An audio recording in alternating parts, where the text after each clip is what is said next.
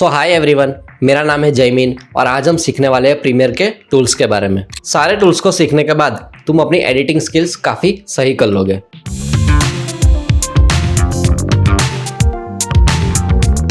तो यहाँ पे मेरे पास ये दो फुटेज है, पहली ये वाली फुटेज है और दूसरी ये वाली फुटेज है। तो सबसे पहले आता है ये सिलेक्शन टूल। इस सिलेक्शन टूल की हेल्प से तुम यहाँ पे कुछ भी चीज़ सिलेक्ट कर सकते हो। जैसे कि ये फुटेज मुझे यहाँ से सिलेक्ट करनी है तो मैं यहाँ से इसे सिलेक्ट कर सकता हूँ। और साथ ही साथ अगर इस फुटेज को मुझे थोड़ा ट्रिम करना है तो मैं यहाँ से ऐसे करके ट्रिम भी कर सकता हूँ। और फिर इस फुटेज को मैं यहाँ से वहाँ उसे ड्रैग भी कर सकता हूँ। अब दूसरा है यहाँ पे ट्रैक सिलेक्ट फॉरवर्ड टूल। अब ट्रैक सिलेक्ट फॉरवर्ड टूल जो है वो जैसे कि यहाँ पे आगे की फुटेज को अगर मुझे सिलेक्ट करना है और पीछे की फुटेज को सिलेक्ट नहीं करना है तो मैं यहाँ से डायरेक्ट ऐसा बटन दबाऊंगा तो ये दोनों फुटेज यहाँ से सिलेक्ट हो जाएगी। अब मुझे मानो यहाँ से सिर्फ एक ही फुटेज को सिलेक्ट करना है, दोनों फुटेज को सिलेक्ट नहीं करना है। अगर मैं शिफ्ट को प्रेस करूँगा तो यहाँ पे सिर्फ ये एक ही एरो दिखाएगा और अगर अब मैं सिलेक्ट दबाता हूँ तो यहाँ पे सिर्फ ये एक ही फुटेज को सिलेक्ट करेगा। इसी तरह से उसके नीचे है ट्रैक सिलेक्ट बैकवर्ड टूल। अगर मैं यहाँ पे पीछे की और यहाँ पे दोनों फुटेज को सिलेक्ट करना चाहता हूँ तो ये यहाँ से सिलेक्ट हो जाएगी। और उसी तरह से अगर मैं शिफ्ट दबाता हूँ तो यहाँ पे सिर्फ ये एक फुटेज सिलेक्ट होगी। फिर उसके बाद है यहाँ पे रिपल एडिट टूल। अब रिपल एडिट टूल क्या करता है कि अगर ये जो दो क्लिप है, ये दो क्लिप के अंदर इस वाले क्लिप को मैं ट्रिम करना चाहता हूँ तो यहाँ से मैं अगर रिपल एडिट टूल की मदद से क्लिप को ट्रिम करूँगा तो यहाँ से पीछे की ओर से भी फुटेज ऐड होती जाएगी। और यही अगर मैं सिलेक्शन टूल से करता तो यहाँ से इसको ट्रिम करने के बाद यहाँ पे एक गैप रह जाती। तो अगर वो गैप को मैं फिल करना चाहता हूँ तो यहाँ से मैं ये रिपल एडिट टूल को यूज़ कर सकता हूँ।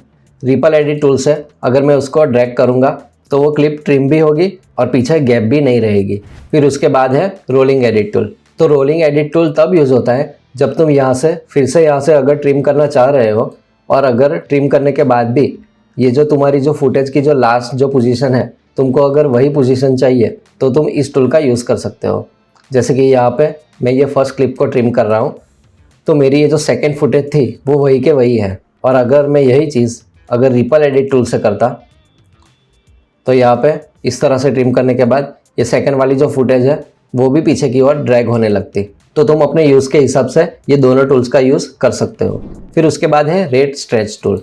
अब रेट स्ट्रेच टूल ये क्या करता है कि तुम्हारी फुटेज को थोड़ी स्ट्रेच कर देता है। अब फुटेज को स्ट्रेच करने के लिए तुम्हें उस फुटेज को स्लो करना पड़ेगा, उसके बाद ही तुम उसको स्ट्रेच कर सकते हो। तो अगर मैं ये स्ट्रेच वाले टूल से इस तरह से इस फुटेज को ड्रैग करता हूँ तो ये यहाँ पे नीचे टाइमिंग आपको दिख रहा होगा, वो उस हिसाब से स्ट्रेच होती जाएगी।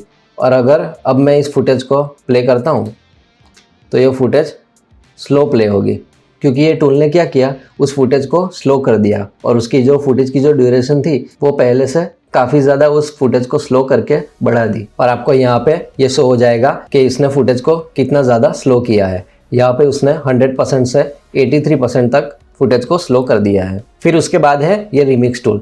अब रिमिक्स टूल कब यूज़ होता है, जैसे कि तुम्हारे पास यहाँ पे एक ऑडियो क्लिप है और उसको मैं अगर यहाँ पे ड्रैग करता हूँ तो ये ऑडियो जो है मेरे पास ये ऑडियो 2 मिनट और 40 सेकंड की है। तो इस ऑडियो को अगर मैं 2 मिनट 40 सेकंड से 3 मिनट तक करना चाहता हूँ तो तब ये हमारा रिमिक्स टूल काम आएगा। अगर मैं ये रिमिक्स टूल यहाँ से पिक करता हूँ और यहाँ से इसको मैं 3 मिनट के आसपास इसको ड्रैग कर देता हूँ तो यहाँ पे ये एनालाइज होगा और एनालाइज ख़त्म हो जाने के बाद तुम्हें यहाँ पे अपनी ये एक्स्ट्रा ऑडियो मिल जाएगी। तो ये बेसिकली रिमिक्स टूल ने क्या किया कि तुम्हारी जो ऑडियो थी उसके अंदर जितने भी अपबीट थे वो सारी बीट्स को फिर से रिपीट करके एक लॉन्ग ऑडियो में कन्वर्ट कर दिया। तो तुम अपने यूज़ के हिसाब से ऑडियो को छोटा या बड़ा कर सकते हो। फिर उसके बाद है यहाँ पे तुम्हारा रेजर टूल। ये रेजर टूल की हेल्प से यहाँ पे तुम अपनी फुटेज को ऐसा कट मार सकते हो। और अगर यहाँ पे 2 फुटेज है और वो दोनों फुटेज को मैं एक साथ कट करना चाहता हूँ तो यहाँ पे मैं ये रेजर टूल लूँगा और यहाँ से मैं शिफ्ट को प्रेस करूँगा। अगर मैं शिफ्ट को प्रेस करूँगा तो यहाँ पे वो ब्लेड के जो आइकन थे वो 2 हो जाएंगे और अगर अब मैं कट करूँगा तो यहाँ पे मेरी ये दोनों क्लिप कट होगी। फिर उसके बाद है यहाँ पे ये स्लिप टूल। अब ये स्लिप टूल तब काम आता है जब तुम अपनी सारी फुटेज की ड्यूरेशन को बिल्कुल भी चेंज करना नहीं चाहते और अगर यहाँ पे ये एक बीच की फुटेज है उसको अगर तुम थोड़ी सी फॉरवर्ड या फिर बैकवर्ड करना चाहते हो तो अगर मैं यहाँ से ये स्लिप टूल पिक करता हूँ और यहाँ से अगर मैं ऐसे थोड़े ड्रैग करता हूँ तो यहाँ पे आपको ऊपर दिखाई दे रहा होगा कि ये जो बीच वाली जो फुटेज है वो स्टार्टिंग से ऐड होती जा रही है और पीछे से कट होती जा रही है। और ऐसे ही अगर मैं इसको पीछे की ओर करता हूँ तो पीछे से और डेटा ऐड होता जाएगा और आगे से ये बीच वाली क्लिप ट्रिम होती जाएगी बिना किसी ड्यूरेशन को चेंज किए हुए।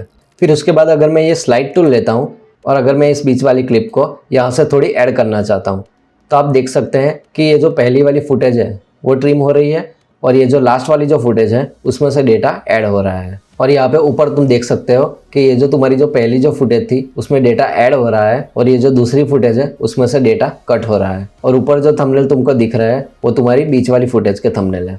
सो इस वीडियो में इतना ही। बाकी जो भी टूल्स बचे हुए हैं वो मैं तुम्हें नेक्स्ट पार्ट 2 में सिखाऊंगा। तो अगर तुम ऐसे ही एडिटिंग के रिलेटेड सीखना चाहते हो तो इस चैनल से कनेक्ट जरूर रहना। मिलते हैं नेक्स्ट वीडियो में।